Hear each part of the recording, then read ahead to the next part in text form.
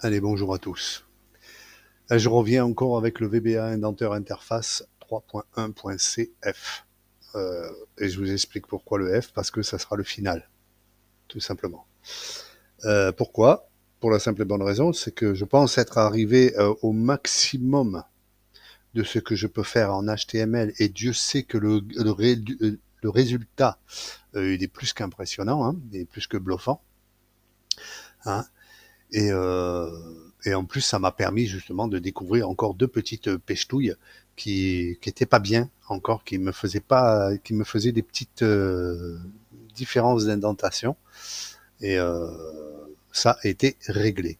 Il y en avait une qui était un petit peu plus grave, effectivement, quand on active la décompilation de lignes.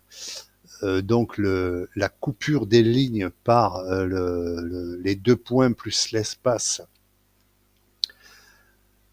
sur des blocs imbriqués, eh ben, me couper aussi les lignes d'étiquettes qui auraient éventuellement un commentaire après. Hein, puisque les commentaires dans le VBA, parce que je pense qu'il faut que je vous explique un petit peu plus simplement. Par exemple, ici, je vais mettre un commentaire. Voilà, je vais me coller à false, vous voyez. Hein, je vais mettre mon petit apostrophe et je vais mettre un commentaire turlututu, chapeau pointu, excusez-moi, hein, j'ai pas d'inspiration aujourd'hui, j'ai la tête, elle est vide. Allez, regardez ce qui va se passer à ce niveau-là. Regardez bien ce qui va se passer. Voilà. Vous voyez, le commentaire, il s'est automatiquement espacé de un espace. Il ne peut pas avoir de commentaire collé avec une instruction. Donc, à partir du moment où je mets une étiquette comme là, par exemple, dans ce module, l'étiquette, par exemple, nettoyage, regardez, je vais faire ça.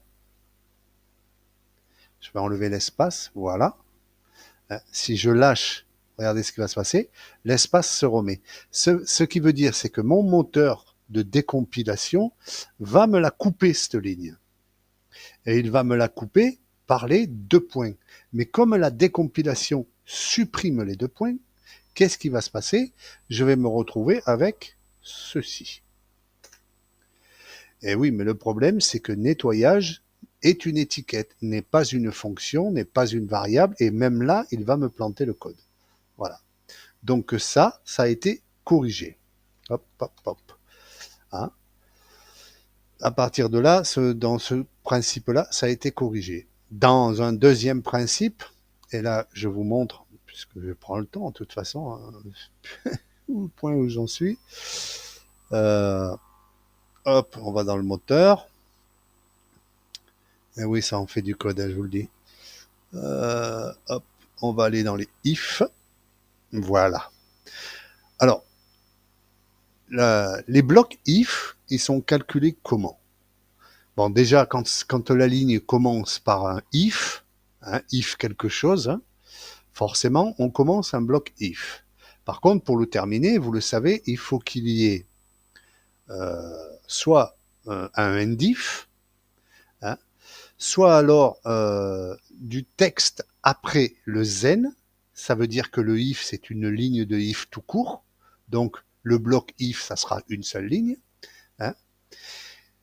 Soit alors, ce qui n'avait pas été calculé, effectivement, et là, je m'en suis rendu compte justement dans le bloc, dans le code justement de, du scroll, c'est que s'il y a un else,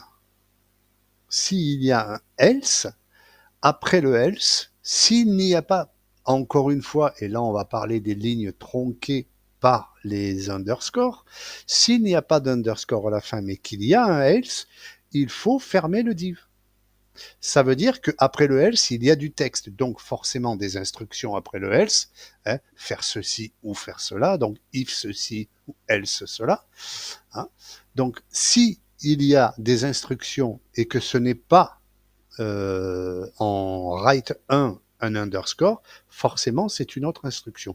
Donc là aussi, c'est une instruction if else, donc un bloc if sur une ligne. tout simplement. Et ça, je l'avais pas vu. Voilà.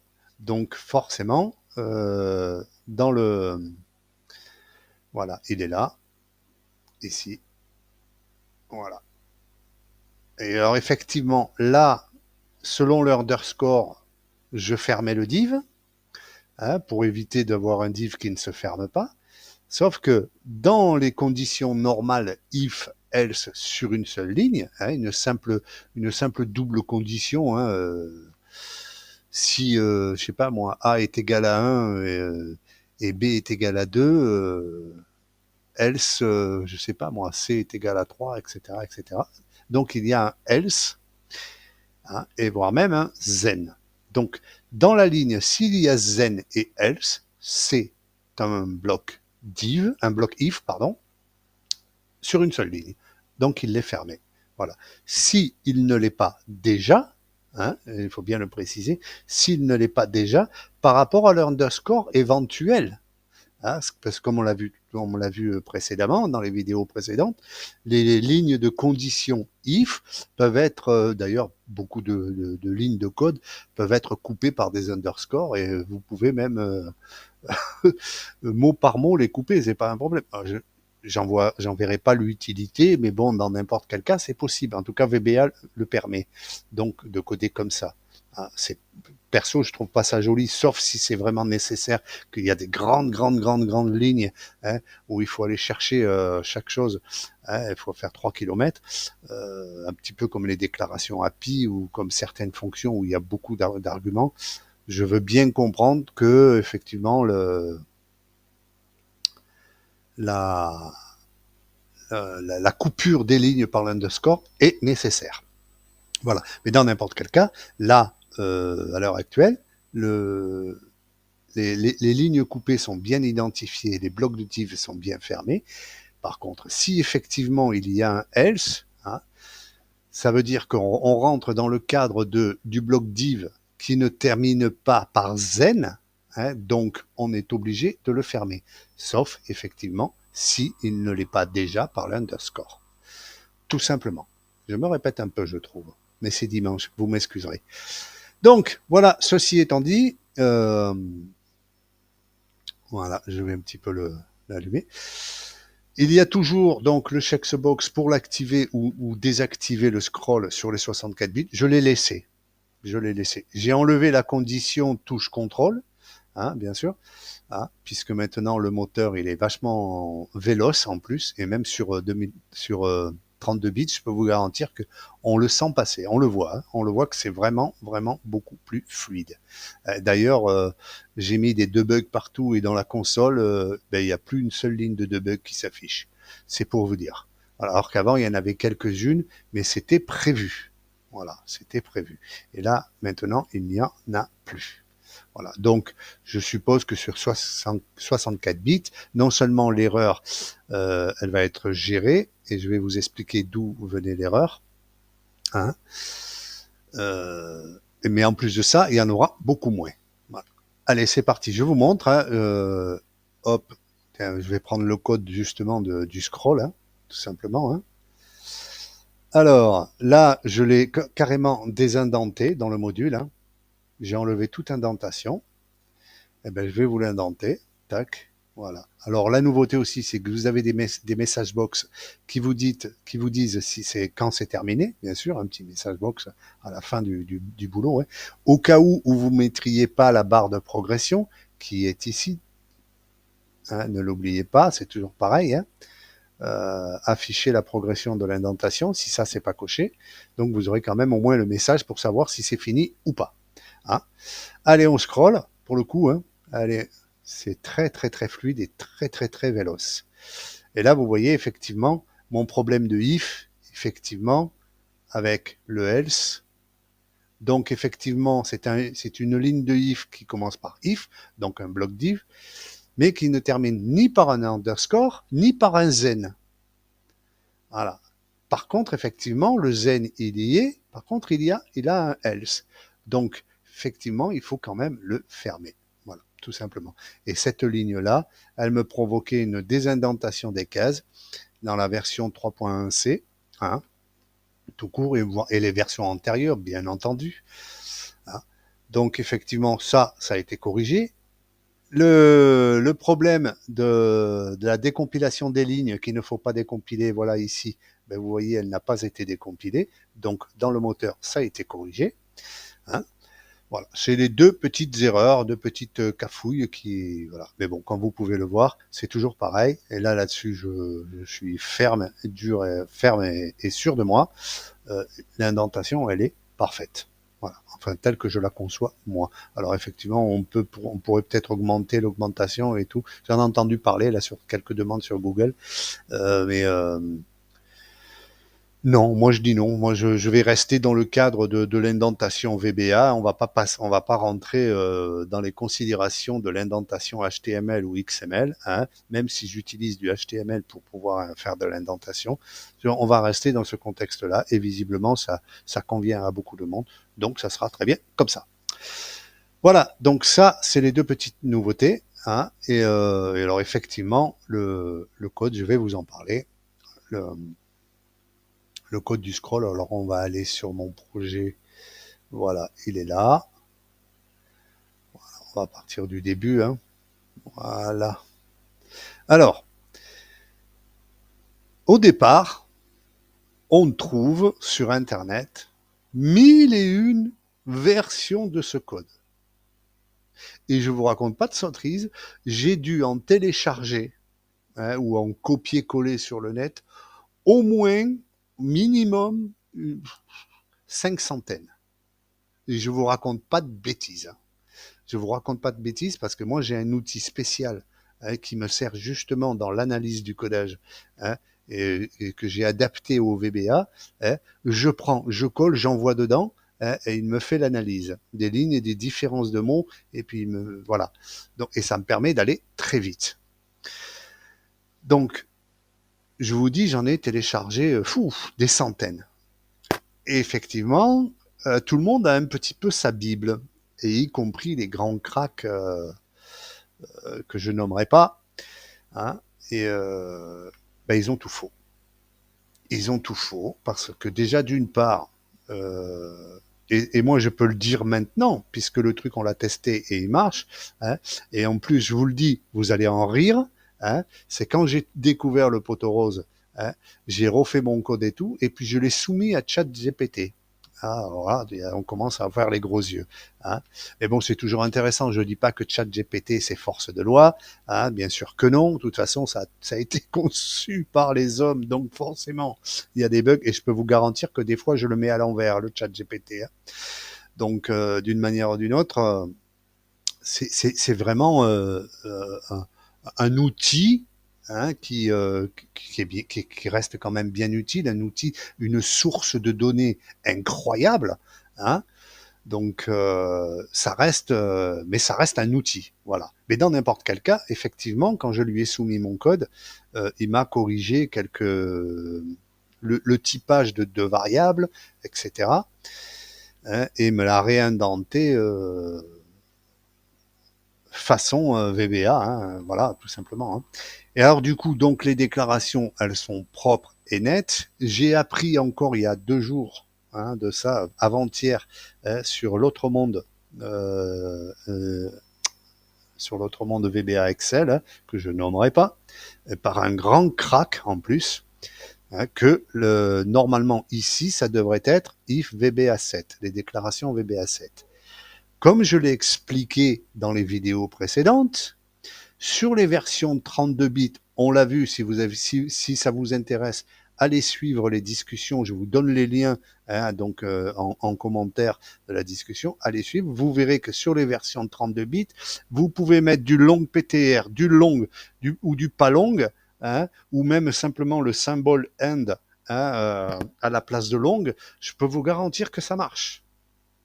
Et cela sur les versions de 2021 de 365 en 32 bits jusqu'à 2007.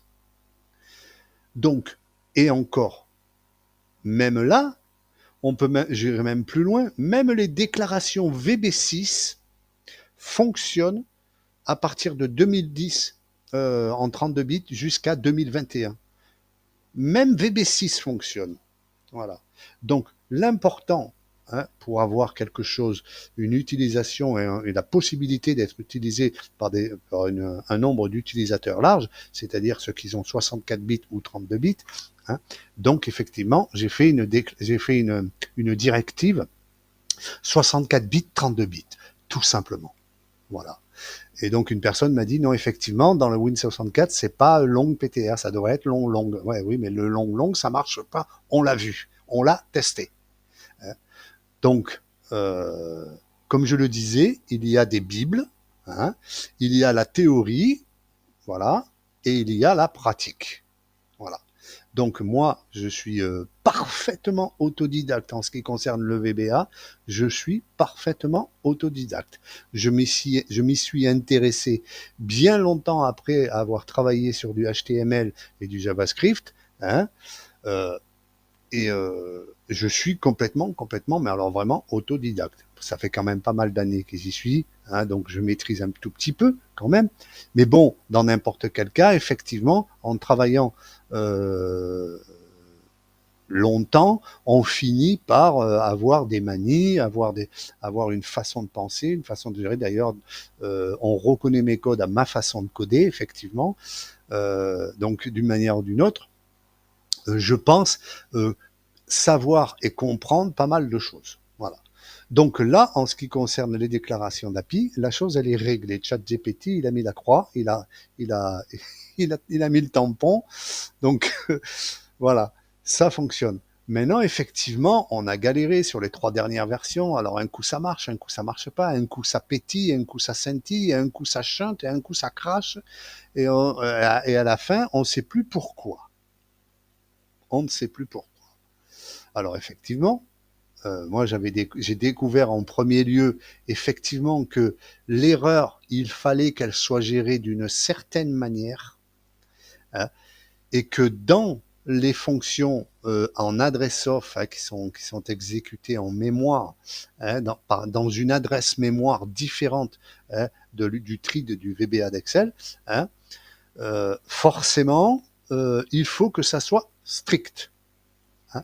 Et le problème, c'est que le on error resume next, finalement, ne l'est pas. Pour la simple et bonne raison, c'est que on error resume next, ouais, next quoi?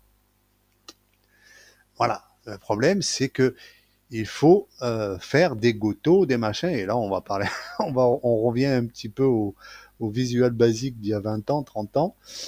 Mais bon, dans n'importe quel cas, c'est comme ça qu'il faut faire et pas autrement dans les fonctions qui sont exécutées en adresse off. Voilà. Donc, là voilà la fonction low level moves qui nous a causé tant de soucis, mais alors vraiment tant de soucis, et qui m'a fait péter un câble, mais grave, je vous le dis. Hein. Donc, ici, hein, les critères, c'est-à-dire les critères, est-ce que PL hooking est pas zéro, est-ce que c'est un arrêt, est-ce que le contrôle est bien, existe bien, est-ce que W-param correspond bien à la structure, etc., etc.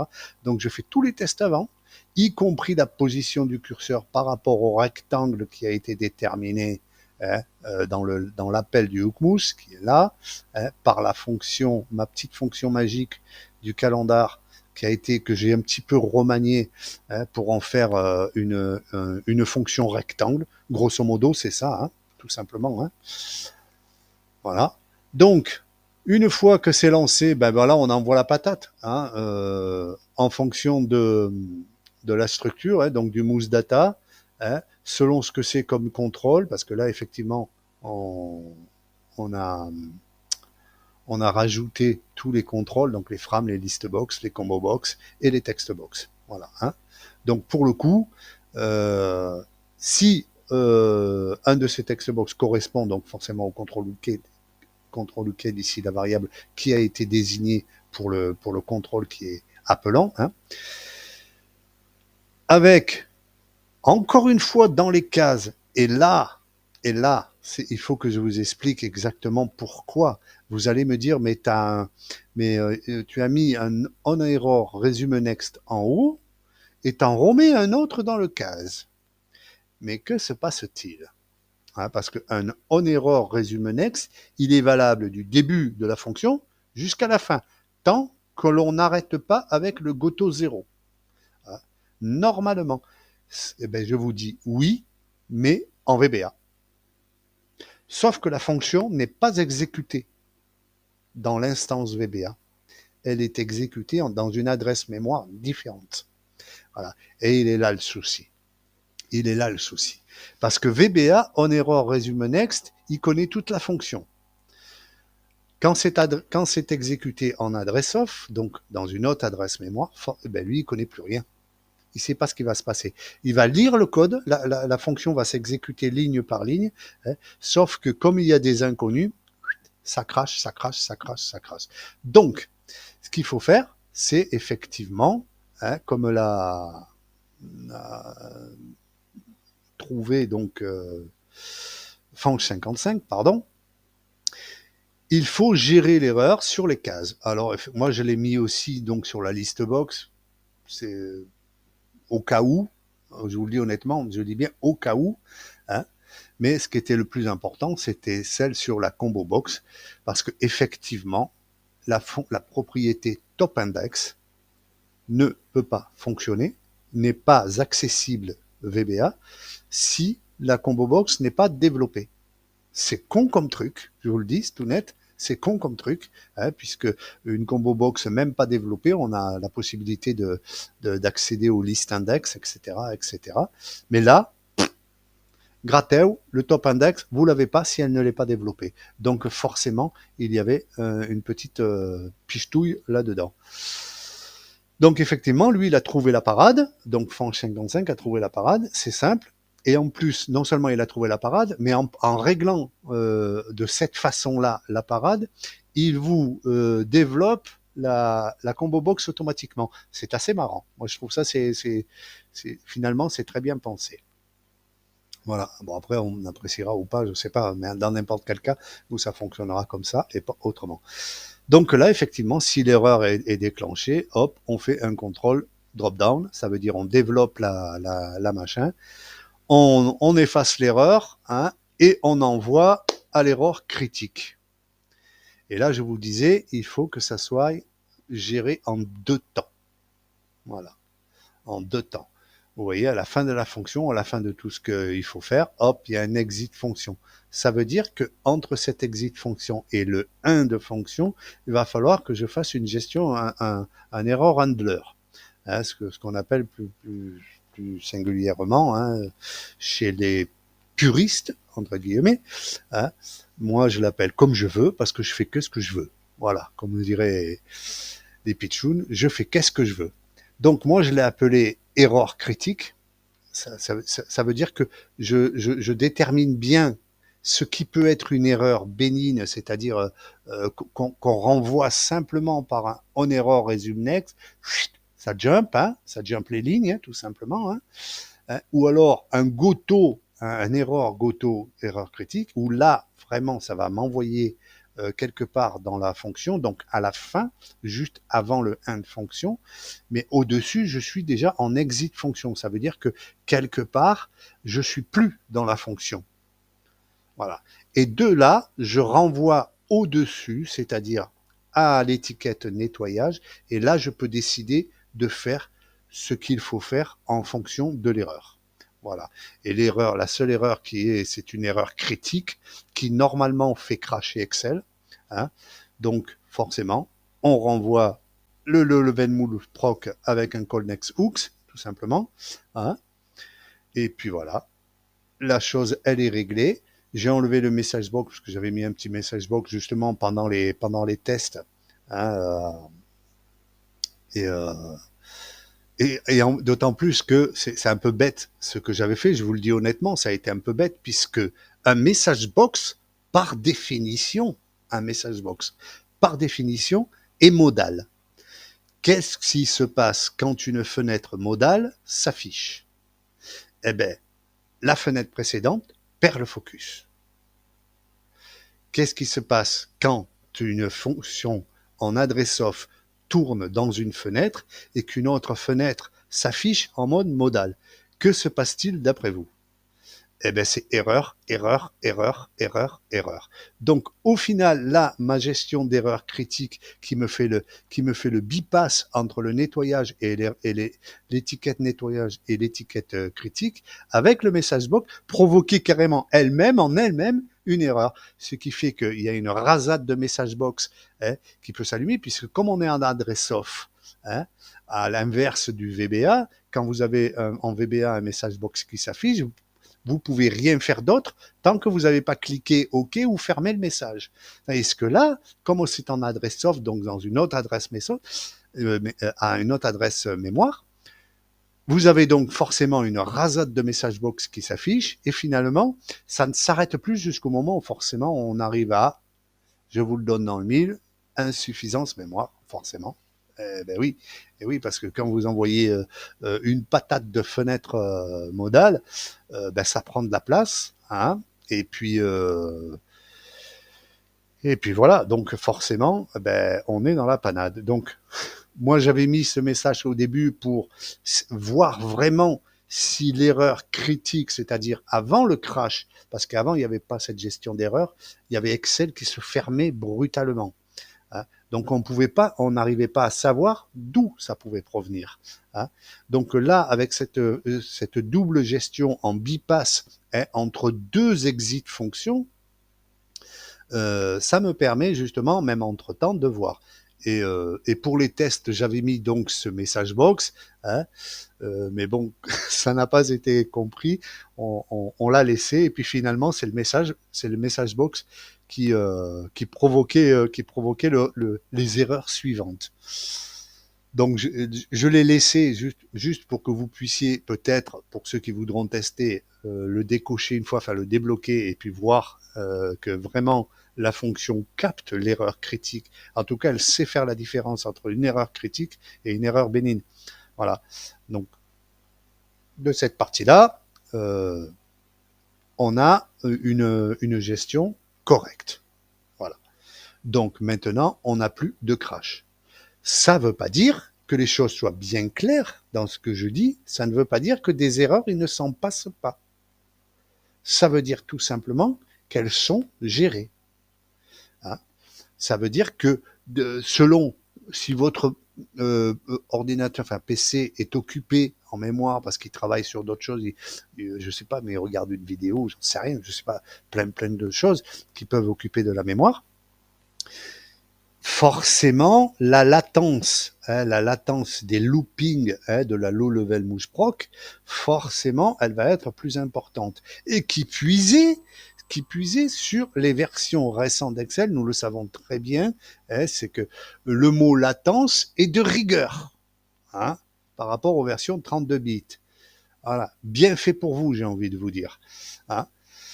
Donc, à partir de là, cette gestion-là nous permet de régler le problème de l'erreur, de relancer la machine, de relancer le looping par le call next hooks, hein, sachant qu'en 32 bits, on n'était pas besoin.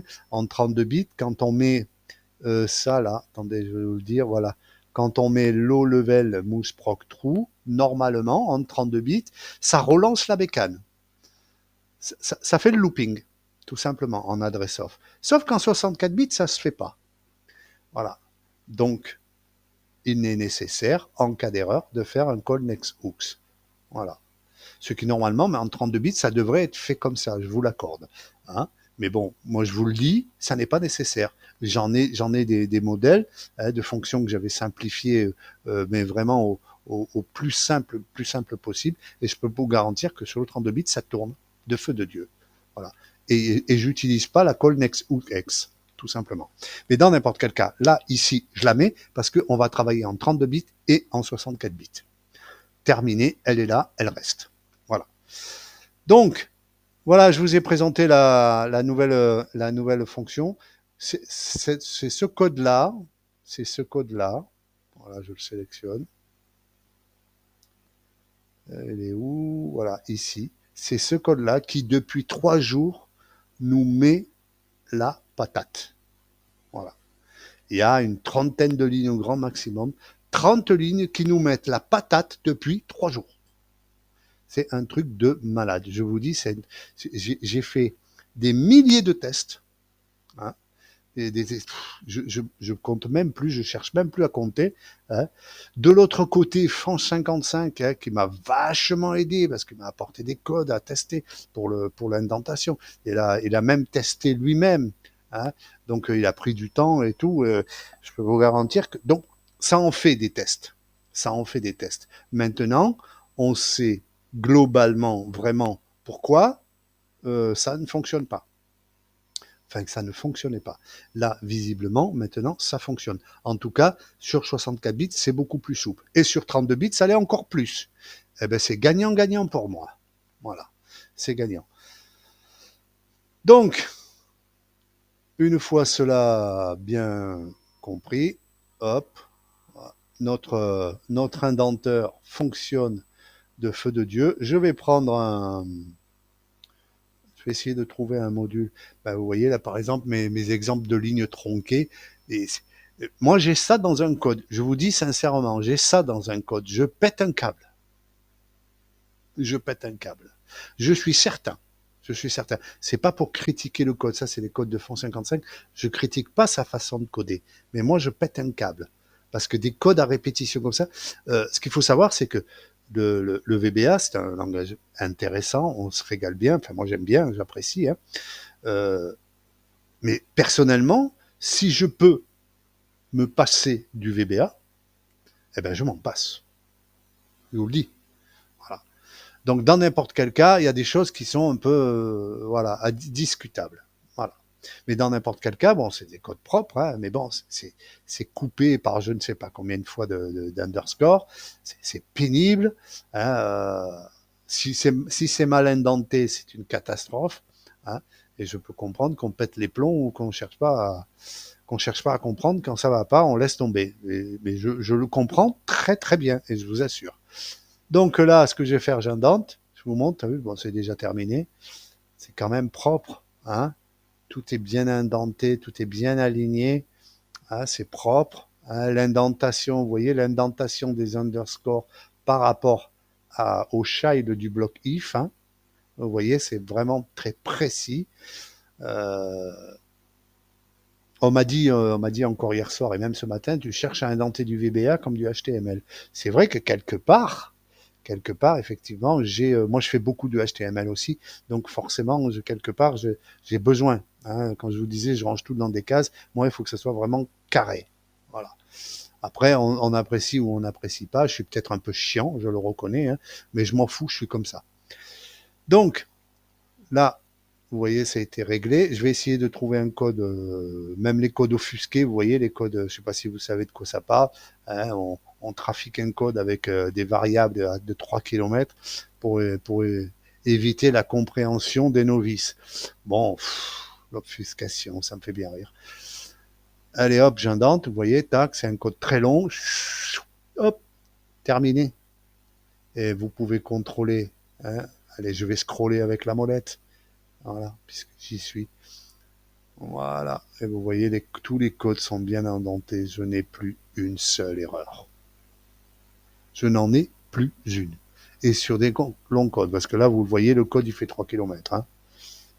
Je vous le dis, même, regardez, des grosses indentations comme ça. Hein. Hop, si je descends, vous allez voir que j'arrive au next. Hein.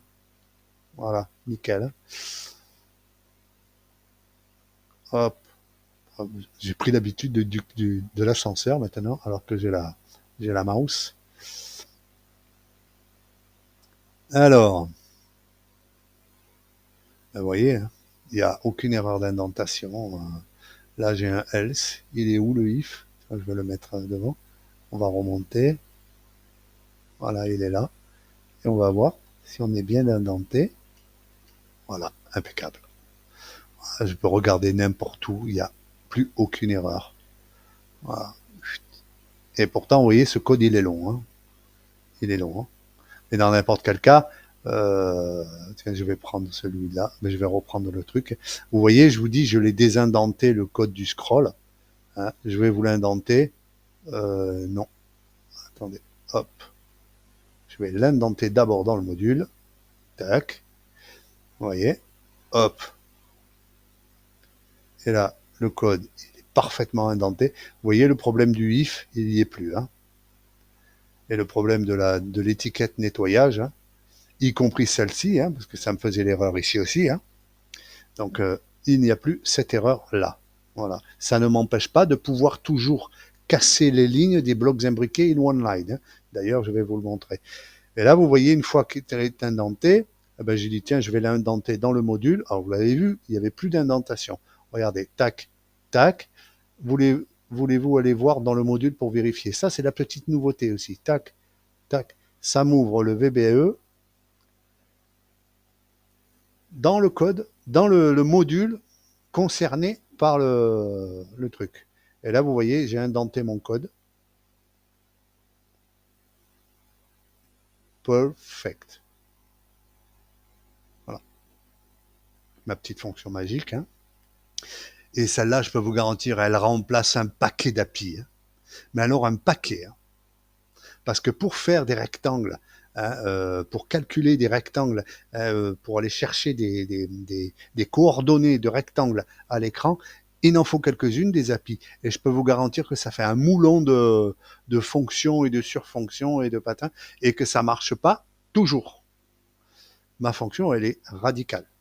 Je prends le contrôle, je remonte jusqu'aux parents. Terminé. Basta. Et je fais une conversion en pixels. Basta. Une économie faramineuse. D'ailleurs, vous l'avez vu en haut, hein, il n'y a pas 36 API, il y a juste les API du hook. C'est pas compliqué. Et le get cursor pour capter ma position XY avec la souris. Basta. Terminé. Voilà. Parce que vous en verrez, hein, y compris même sur Excel Download, me sortir des codes de malade, hein, de trucs, et en plus c'est long, effectivement, plus c'est lourd, plus ça joue sur la balance dans la low level mousse proc, hein, parce que forcément, plus il y a de code, plus il y a de travail, forcément la latence, elle va être plus importante. Hein. Donc, quelque part, il faut essayer de réduire le travail le plus possible afin de ne pas surcharger la mémoire, sachant qu'on travaille sur un fil pendu, sur un fil suspendu. Hein, la fonction, elle travaille sur un fil suspendu. Hein, c'est-à-dire qu'elle n'est plus exécutée dans VBA, hein, elle n'est pas dans Windows quand même, elle est un petit peu entre les deux, dans une adresse mémoire prévue à cet effet, hein, donc en adresse off.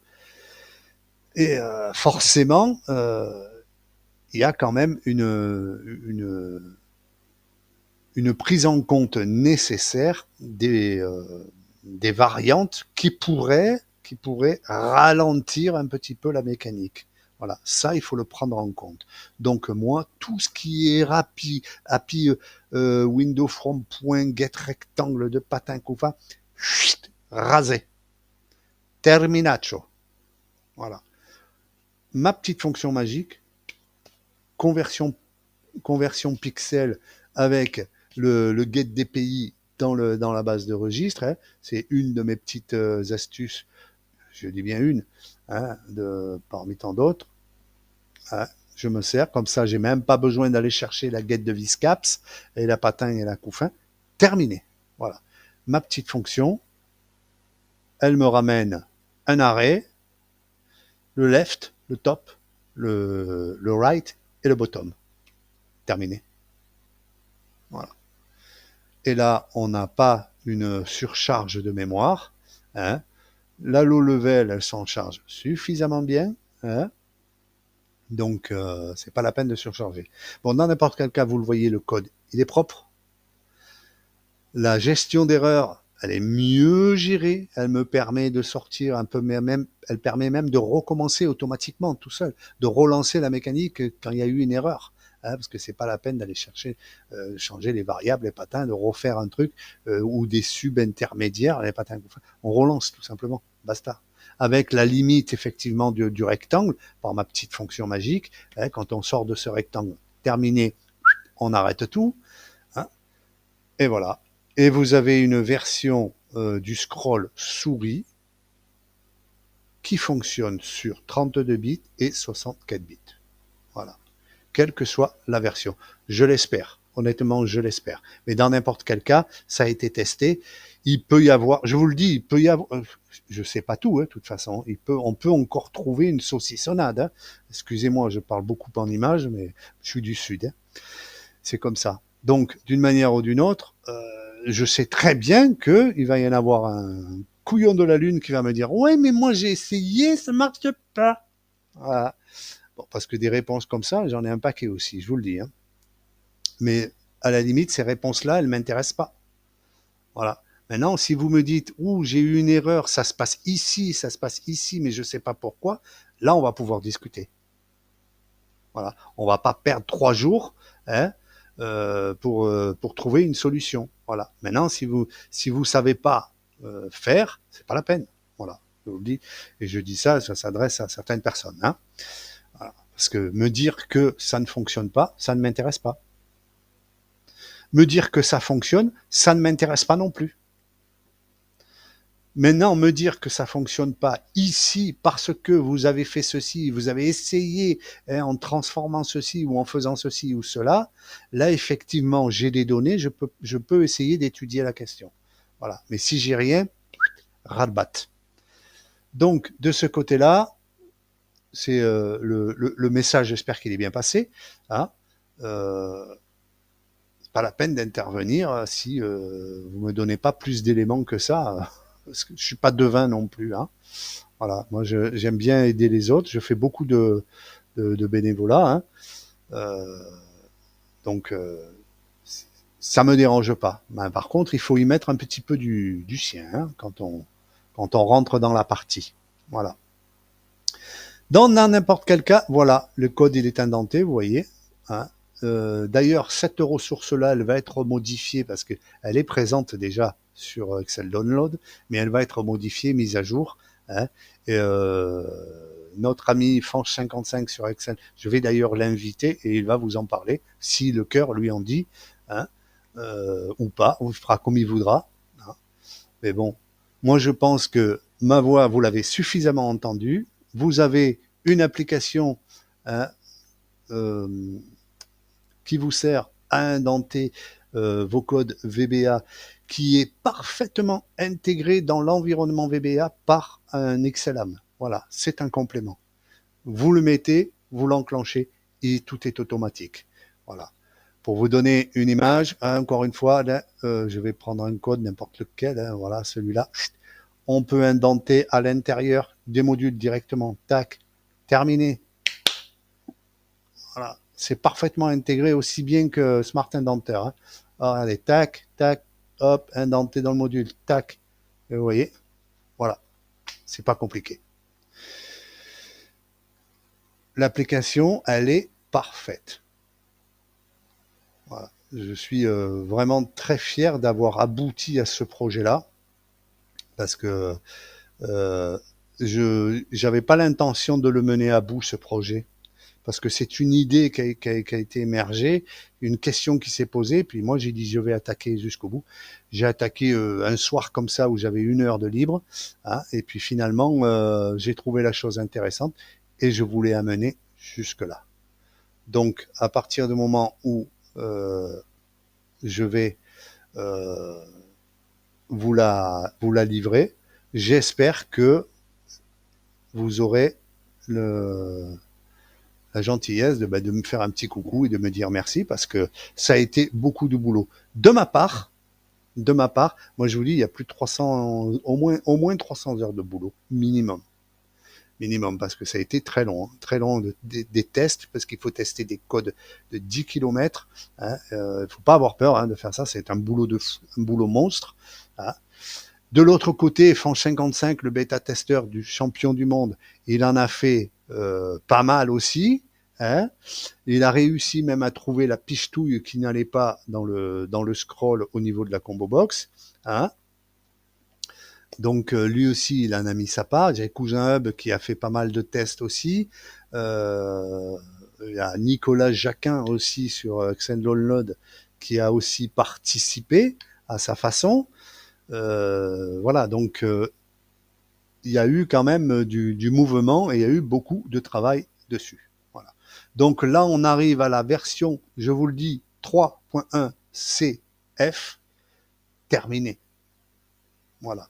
Sauf si quelqu'un me rapporte une erreur d'indentation, c'est-à-dire une méprise soit de ma part ou alors un oubli, j'ai peut-être oublié, une situation dans le code que je n'ai pas envisagé, hein, là effectivement je reviendrai dessus. Mais je ne reviendrai pas ni sur le scroll, ni sur la méthode, ni sur les raisons, ni pourquoi, du comment. Voilà, je n'y reviendrai pas.